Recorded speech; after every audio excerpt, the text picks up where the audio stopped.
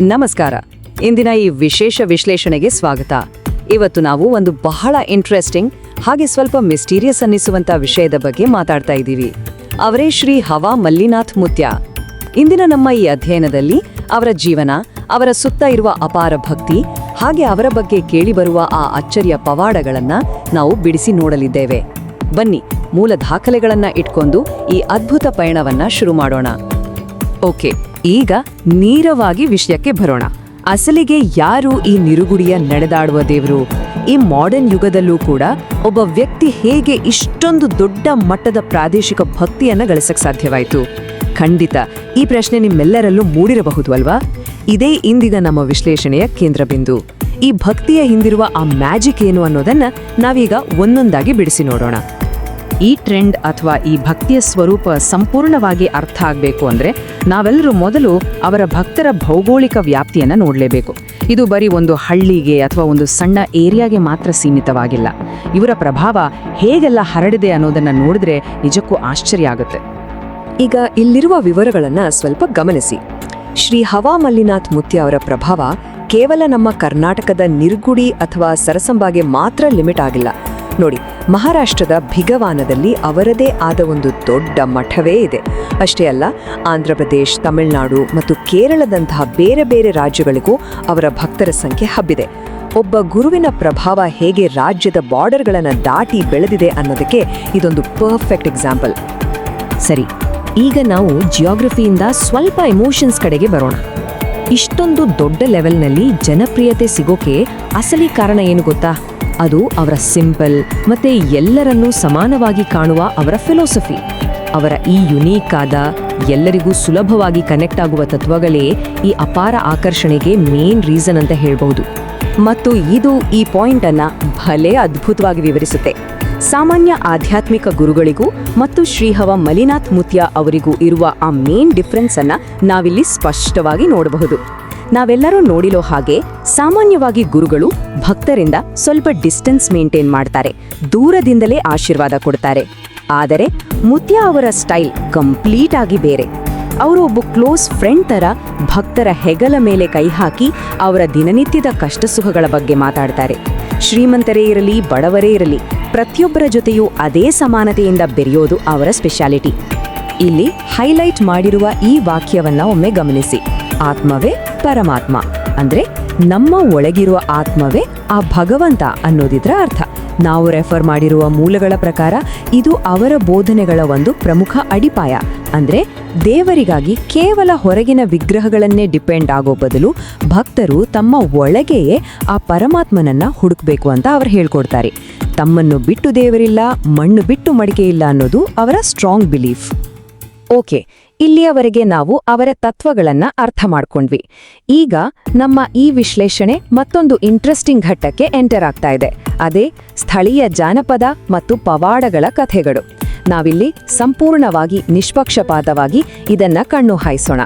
ಈ ಮುಂದಿನ ಭಾಗವು ಮೂಲಗಳಲ್ಲಿ ಮೆನ್ಷನ್ ಮಾಡಿರುವಂತಹ ಕೆಲವು ವಿಶಿಷ್ಟವಾದ ಮತ್ತು ಅತೀಂದ್ರಿಯ ಘಟನೆಗಳ ಬಗ್ಗೆ ಇದೆ. ಇಲ್ಲಿರುವ ಹಂತಗಳನ್ನು ನೀವು ಗಮನಿಸಬಹುದು. ಕಥೆ ಶುರುವಾಗೋದು ಹೀಗೆ. ಮೊದಲನೇದಾಗಿ, ಮಕ್ಕಳಿಲ್ಲದ ಆದರೆ ಸಾಕಷ್ಟು ಆಸ್ತಿಪಾಸ್ತಿ ಇರುವ ಒಬ್ಬ ಶ್ರೀಮಂತ ದಂಪತಿ ಭಿಗವಾನ ಆಶ್ರಮಕ್ಕೆ ಬರ್ತಾರೆ. ಎರಡನೇ ಹಂತದಲ್ಲಿ ಏನಾಗುತ್ತೆ ಅಂದ್ರೆ, ಗುರುಗಳು ಅವರಿಗೆ 11 ಅಮಾವಾಸ್ಯೆ ಮತ್ತು 11 ಹುಣ್ಣಿಮೆಗಳಂದು ಬಂದು ಪೂಜೆ ಮಾಡುವಂತೆ ಒಂದು ಟಾಸ್ಕ್ ಕೊಡ್ತಾರೆ.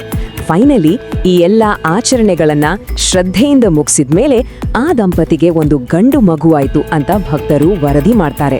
ಲಭ್ಯವಿರುವ ಸೋರ್ಸಸ್ ಪ್ರಕಾರ ಇದು ಮೊದಲನೇ ದೊಡ್ಡ ಪವಾಡ.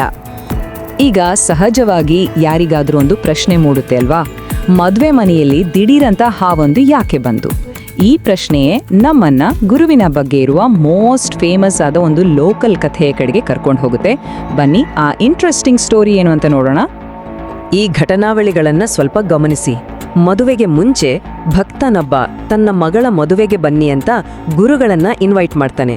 ಅವರು ಕೂಡ ಬರ್ತೀನಿ ಅಂತ ಪ್ರಾಮಿಸ್ ಮಾಡ್ತಾರೆ. ಆದ್ರೆ ಮದುವೆಯ ದಿನ ಏನಾಗುತ್ತೆ ಅಂದ್ರೆ, ಅಲ್ಲಿ ಇದ್ದಕ್ಕಿದ್ದಂತೆ ಒಂದು ದೊಡ್ಡ ಸರ್ಪ ಎಂಟ್ರಿ ಕೊಡುತ್ತೆ. ಗಾಬರಿಗೊಂಡ ಜನ ಅದನ್ನ ಹೊಡೆಯೋಕೆ ಅಂತ ಕೋಲುಗಳನ್ನ ತರ್ತಾರೆ. ಆದ್ರೆ ಆಶ್ಚರ್ಯ ಅಂದ್ರೆ, ಆ ಹಾವು ಕ್ಷಣಾರ್ಧದಲ್ಲಿ ಅಲ್ಲಿಂದ ಮಾಯ ಆಗ್ಬಿಡುತ್ತೆ. ಮದುವೆ ಮುಗಿದ್ಮೇಲೆ ಗುರುಗಳು ಆ ಭಕ್ತನಿಗೆ ಹೇಳ್ತಾರೆ, ನಾನೇ ಆ ಸರ್ಪದ ರೂಪದಲ್ಲಿ ಮದುವೆಗೆ ಬಂದಿದ್ದೆ, ಆದರೆ ಜನ ಹೊಡೆಯೋಕ್ ಬಂದಾಗ ಅಲ್ಲಿಂದ ವಾಪಸ್ ಬಂದೆ ಅಂತ. ಇಲ್ಲಿ ಇನ್ನೊಂದು ಫ್ಯಾಸಿನೇಟಿಂಗ್ ವಿಷಯ ಅಂದ್ರೆ, ಮೂಲಗಳ ಪ್ರಕಾರ ಗುರುಗಳು ತಮ್ಮ ಬಾಲ್ಯದಲ್ಲಿ ಹಾವುಗಳನ್ನೇ ಕೊರಳಿಗೆ ಹಾಕೊಂಡು ಆಟವಾಡ್ತಾ ಇದ್ರಂತೆ. ಹಳೆಯ ದಂತಕಥೆಗಳೆಲ್ಲ ಆಯ್ತು. ಈಗ ನಾವು ಸ್ವಲ್ಪ ರೀಸೆಂಟ್ ಆಗಿ ನಡೆದ ಒಂದು ಘಟನೆಯ ಬಗ್ಗೆ ಮಾತಾಡೋಣ.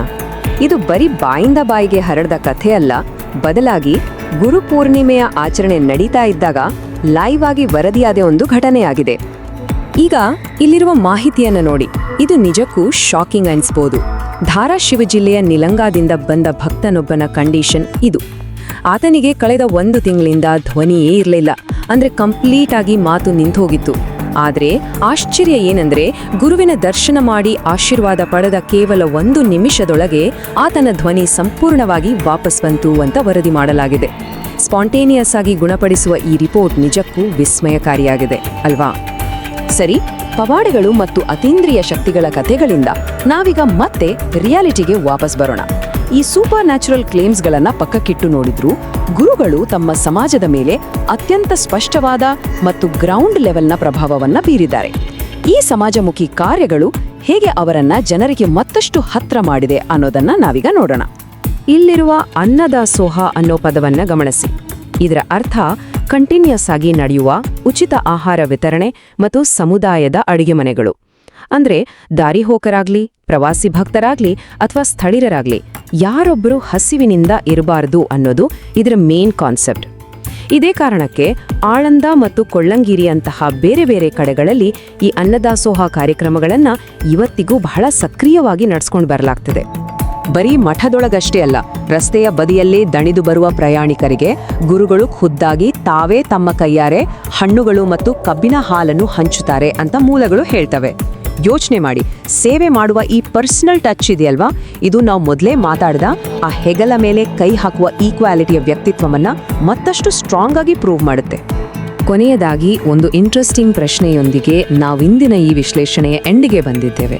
ಸ್ಥಳೀಯ ಜಾನಪದ, ಕಣ್ಣಿಗೆ ಕಾಡುವಂತಹ ದತ್ತಿ ಕಾರ್ಯಗಳು ಮತ್ತು ಈ ಮಾಡರ್ನ್ ಯುಗದ ಭಕ್ತಿ ಇವೆಲ್ಲವೂ ಸೇರಿ ಇಂದಿನ ಆಧ್ಯಾತ್ಮಿಕ ವ್ಯಕ್ತಿಗಳ ಲೆಗಸಿಯನ್ನ ಅಥವಾ ಪರಂಪರೆಯನ್ನ ಹೇಗೆ ರೂಪಿಸ್ತವೆ? ನಾವು ಇದನ್ನ ನಂಬಿಕೆಯ ದೃಷ್ಟಿಯಿಂದಲೇ ನೋಡಲಿ ಅಥವಾ ಸಮಾಜಶಾಸ್ತ್ರದ ದೃಷ್ಟಿಯಿಂದಲೇ ನೋಡಲಿ, ನಡೆದಾಡುವ ದೇವರು ಅನ್ನೋ ಈ ಕಾನ್ಸೆಪ್ಟ್ ಮಾತ್ರ ಅತ್ಯಂತ ಆಳವಾದ ಮತ್ತು ಅಷ್ಟೇ ಕುತೂಹಲಕಾರಿಯಾದ ವಿಷಯವಾಗಿ ಉಳಿಯುತ್ತೆ. ಈ ಪ್ರಶ್ನೆಯ ಬಗ್ಗೆ ಸ್ವಲ್ಪ ಯೋಚನೆ ಮಾಡಿ. ಮುಂದಿನ ವಿಶ್ಲೇಷಣೆಯಲ್ಲಿ ಮತ್ತೊಂದು ರೋಚಕ ವಿಷಯದೊಂದಿಗೆ ಸಿಗೋಣ. ನಮಸ್ಕಾರ.